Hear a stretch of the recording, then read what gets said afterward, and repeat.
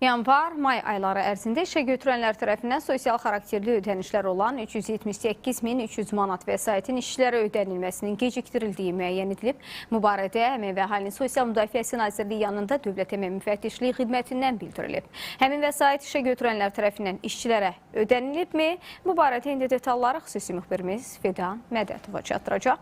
Hər vaxtın xeyir olsun Fidan. Buyur, xəbərin təfərrüatlarını eşidək.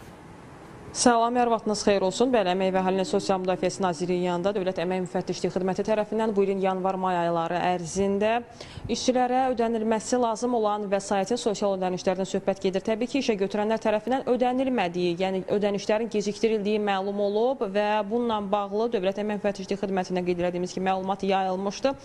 Bəs həmin proseslə bağlı hansı tədbirlər görülüb? Ümumilikdə nə qədər vəsaitdən söhbət gedir? Bu və digər detalları elə xidmətin mətbuat katibi Solmaz Aydəmirdən işləyəcəyik. Salam Solmaz xanım, həmin detalları istəyən işləyək, buyurun. Salamlayıram, hər vaxtınız xeyir olsun. Sizin də qeyd etdiyiniz kimi Dövlət Əmək Müfəttişliyi Xidməti tərəfindən yanvar-may ayları ərzində işə götürənlər tərəfindən sosial xarakterli ödənişlər olan 378,3 min manat vəsaitin işə götürənlər işçilərə ödənilməsinin gecikdirildiyi müəyyən edilib və görülən tədbirlər nəticəsində həmin vəsait işə götürənlər tərəfindən yenidən işçilərə ödənilib.